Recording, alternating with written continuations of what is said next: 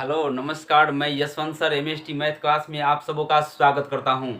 आज matric exam को देखते हुए कुछ ऑब्जेक्टिव प्रश्न ऐसा लेकर आया हूं जो परीक्षा में रामबाण साबित होगा। देखिए वह प्रश्न क्या है। पहला क्वेश्चन है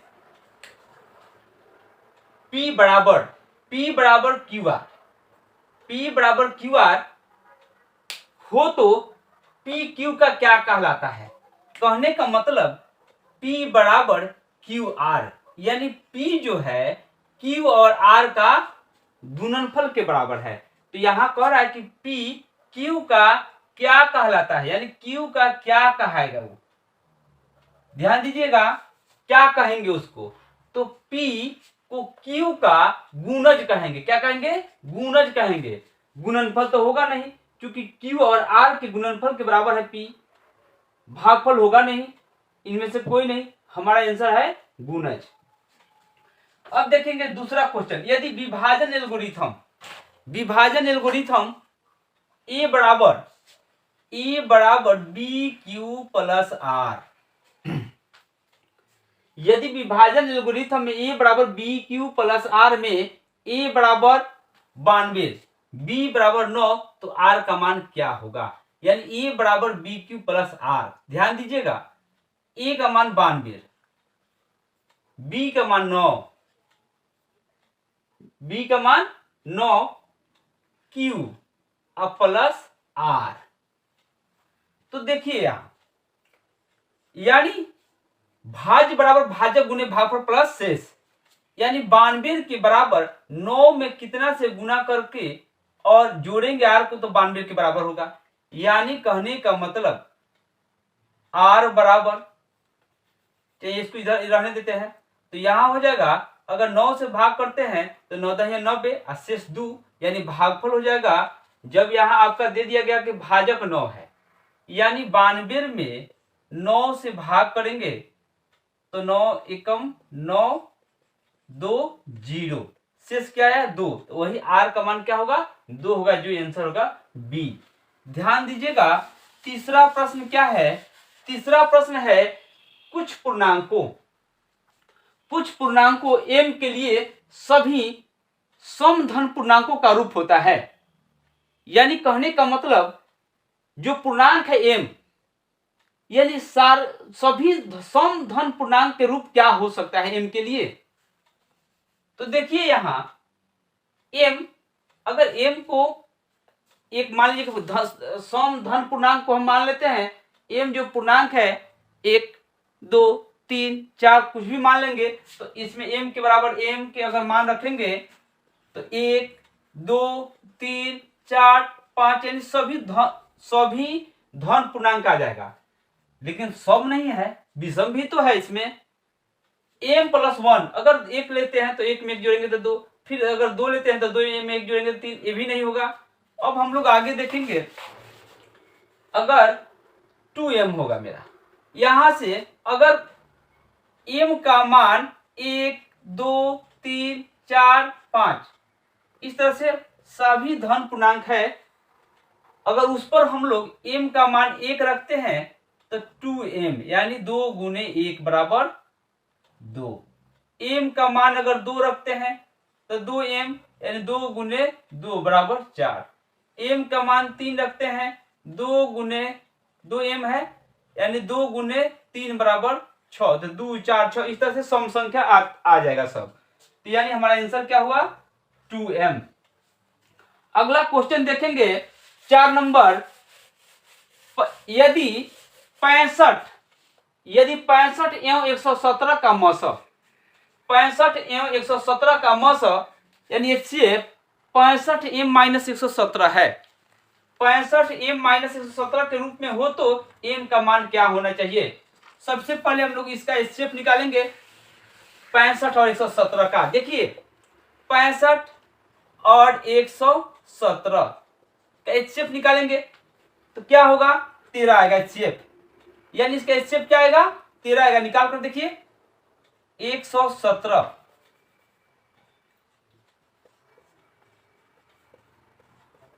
65 से ले जाएंगे तो एक मतलब 7 में से 5 जाएगा 2, यहाँ बचा कितना, एक है, एक में 6 नहीं कटे, 11 में से 6 हो जाएगा 5, 52।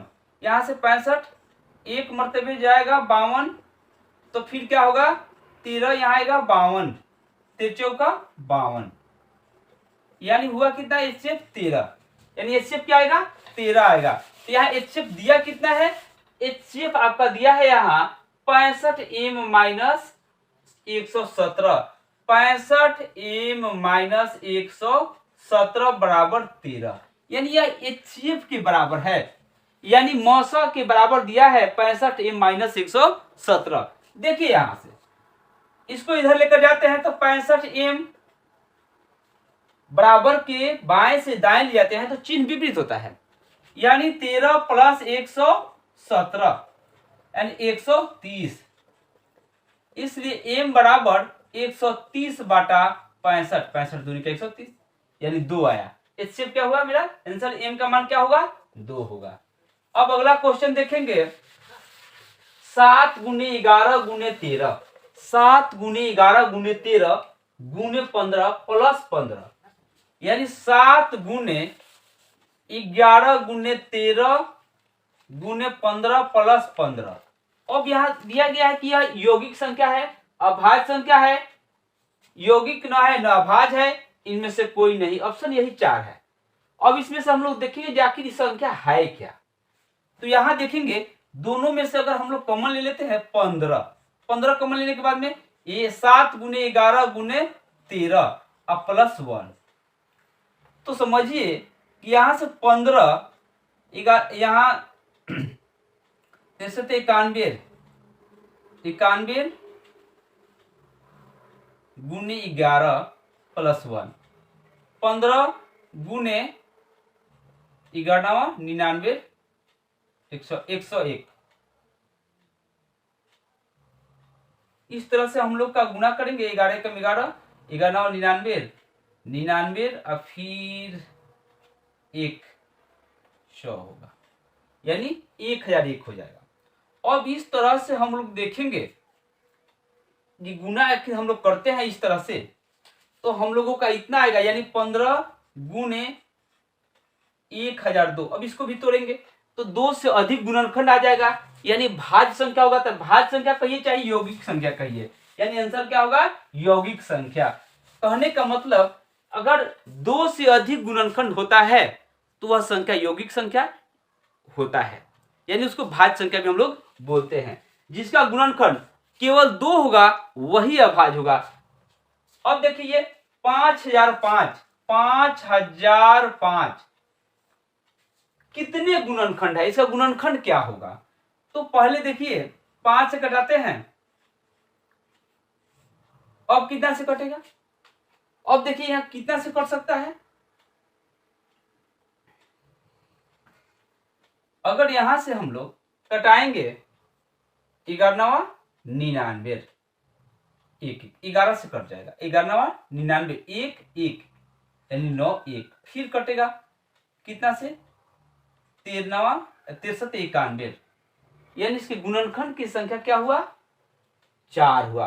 5 11 13 7, 5 11 13 7, ऑप्शन क्या होगा, क्या होगा इसका गुणनखंड का संख्या क्या होगा, कितने गुणनखंड है 4 गुणनखंड है। अब आगे ध्यान देंगे, यदि ए एक परिमेय संख्या, कहने का मतलब ए एक परिमेय संख्या और बी एक अपरिमेय संख्या हो तो a प्लस बी का मान क्या होगा, यानी a जो है एक परिमेय संख्या है और रूट b जो है अपरिमेय संख्या है, तो a और प्लस रूट b का मान क्या होगा। एक परिमेय संख्या और एक अपरिमेय संख्या का योगफल होता है अपरिमेय संख्या, यानी अपरिमेय होगा। ध्यान दीजिएगा, इस पर कुछ अलग से और प्रश्न बता देते हैं। यदि कोई भी एक परिमेय संख्या हो और एक अपरिमेय संख्या हो तो उसका योगफल अपरिमेय और उसका अंतर भी अपरिमेय होता है, यानी एक परिमेय संख्या और एक अपरिमेय संख्या का अंतर क्या होगा अपरिमेय संख्या, योगफल भी क्या होगा अपरिमेय संख्या। तो कोई योगफल पूछ दे या अंतर पूछ दे तो आप ध्यान से सुन लीजिए और यही याद रखिए और इसका आंसर मार दीजिए वहां अपना जो ऑप्शन में हो अपरी में देख करके कलर कर दीजिए। आगे ध्यान दीजिएगा, द्विघात बहुपद ए एक्स स्क्वायर, द्विघात बहुपद a x square plus b x plus c, a x square plus b x plus c का आलेख किस प्रकार होगा। यानी यह जो है द्विघात बहुपद है, द्विघात बहुपद के रूप में है, तो इसका जो आलेख होगा वह परवलयकार होगा। क्या होगा? परवलयकार होगा। आगे ध्यान दीजिएगा 9 नंबर क्वेश्चन, किसी बहुपद के शून्यांकों का योगफल, किसी बहुपद के शून्यांकों का योगफल यानी अल्फा प्लस बीटा बराबर 4 और उसका गुणनफल अल्फा इंटू बीटा बराबर 1 हो तो वह द्विघात बहुपद हो गया। द्विघात बहुपद क्या बनेगा इससे? ध्यान दीजिएगा, यानी शून्यांकों का योगफल 4 और गुणनफल 1, इसके लिए सूत्र होता है द्विघात बहुपद बराबर x square minus alpha plus beta into x plus alpha into beta. यानी कहने का मतलब एक्स स्क्वायर माइनस शून्यांकों का योगफल इंटू एक्स प्लस शून्यांकों का गुणनफल। अब ध्यान दीजिएगा यहां कि आखिर योगफल 4 है गुणनफल 1 है, तो द्विघात बहुपद बनेगा क्या? तो यहां x square minus alpha plus beta का मान 4x प्लस 1, यानी ऑप्शन कौन सा होगा इसका? ऑप्शन होगा B, X square minus 4x plus 1।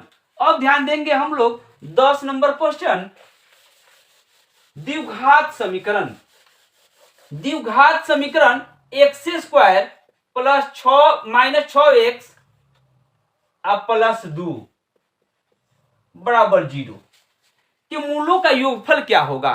तो मूलों का योगफल a बराबर 1, b बराबर -6, c बराबर 2। यहां हो गया अल्फा प्लस बीटा यानी शून्यांकों का योगफल का सूत्र होता है माइनस बी बाटा ए। तो b के स्थान पर -6, इसका फिर -6, a के स्थान पर एक माइनस माइनस प्लस 6, आंसर क्या होगा? 6 होगा। ध्यान दीजिए, कहीं आपको यहां से गुणनफल पूछ दे तब क्या कीजिएगा? तो गुणनफल के लिए यहां अल्फा इंटू बीटा बराबर सी बाटा ए, यानी शून्यांकों का गुणनफल, शून्यांकों का गुणनफल सी बाटा ए होता है। तो शून्यांकों का गुणनफल सी बाटा ए, यानी इस तरह के प्रश्न को हम लोग सी बाटा ए रख देंगे तो मान निकल जाएगा। यानी सी का स्थान पर क्या मान दिया हुआ है और ए के स्थान पर क्या दिया हुआ उसका मान को रख देंगे तो निकल जाता है। यह वीडियो अगर आपको अच्छा लगे तो लाइक, कमेंट और शेयर जरूर कीजिएगा। जय हिंद, जय भारत।